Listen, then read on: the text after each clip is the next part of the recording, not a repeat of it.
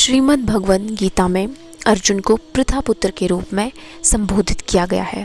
पृथा कृष्ण के पिता वासुदेव की बहन थी, अतः कृष्ण के साथ अर्जुन का रक्त संबंध था। यदि क्षत्रिय पुत्र लड़ने से मना करता है तो वह नाम का क्षत्रिय है, और यदि ब्राह्मण पुत्र अपवित्र कार्य करता है तो वह नाम का ही ब्राह्मण है।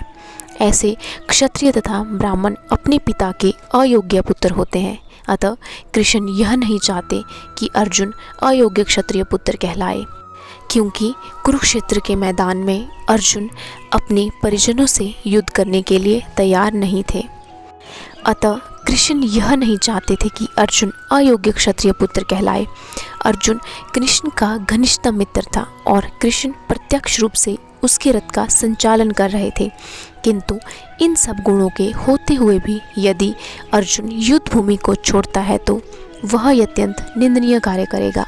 अतः कृष्ण ने कहा कि ऐसी प्रवृत्ति अर्जुन के व्यक्तित्व को शोभा नहीं देती है।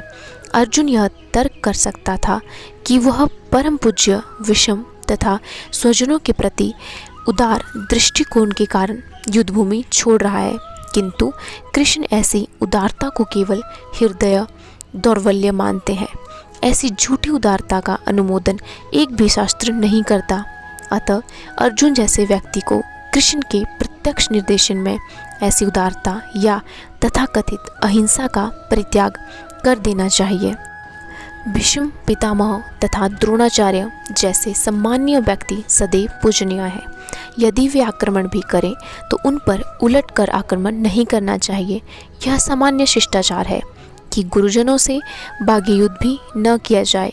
यहाँ तक कि यदि कभी वे रुक्ष व्यवहार करें तो भी उनके साथ रुक्ष व्यवहार न किया जाए। तो फिर भला अर्जुन उन पर वाण कैसे छोड़ सकते थे? क्या कृष्ण कभी अपने पितामह नाना उग्रसेन या अपने आचार्य संदीपनी मुनि पर हाथ चला सकते थे? अर्जुन ने कृष्ण के समक्ष ये ही कुछ तर्क प्रस्तुत किए।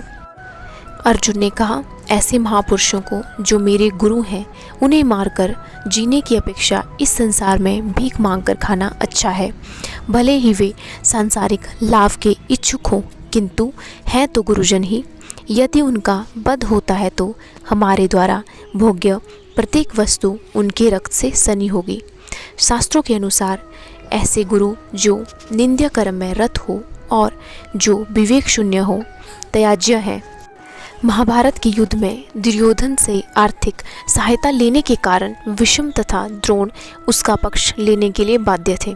यद्यपि केवल आर्थिक लाभ से ऐसा करना उनके लिए उचित न था।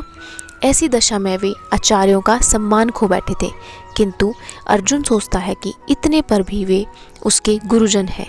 अतः उनका वध करके भौतिक लाभों का भोग करने का अर्थ होगा रक्त से सने अवशेषों का भोग करना।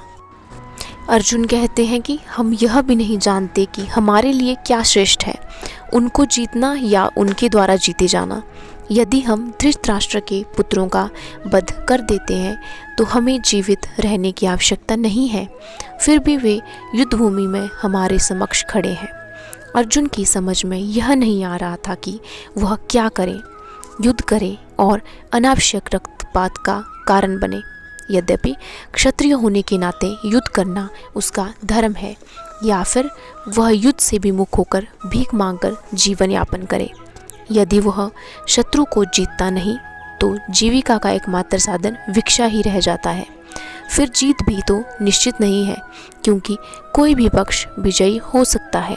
यदि उसकी विजय हो भी जाए तो भी यदि धृतराष्ट्र के पुत्र मरते हैं तो उनके बिना रह पाना अत्यंत कठिन हो जाएगा।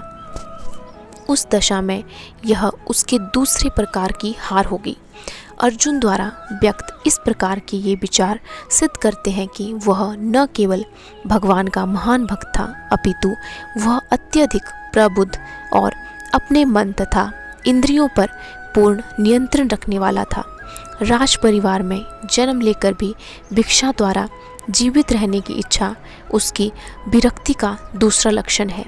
ये सारे गुण तथा अपने आध्यात्मिक गुरु श्री कृष्ण के उपदेशों में उसकी श्रद्धा, ये सब मिलकर सूचित करते हैं कि वह सचमुच पुण्य आत्मा था। इस तरह यह निष्कर्ष निकला कि अर्जुन मुक्ति के सर्वथा योग्य था। जब तक इंद्रियां संयमित न हो, ज्ञान के पद तक उठ पाना कठिन है और बिना ज्ञान तथा भक्ति के मुक्ति नहीं होती। अर्जुन अपने भौतिक गुणों के अतिरिक्त इन समस्त दैवी गुणों में भी दक्ष था। हमने इस वीडियो में यह देखा कि कैसे श्री कृष्ण और अर्जुन कुरुक्षेत्र के मैदान में संवाद करते हैं और अर्जुन के मन की व्यथा से पता चलता है कि वह श्री कृष्ण भगवान के कितने बड़े भक्त और कितनी पुण्य आत्मा है। धन्यवाद।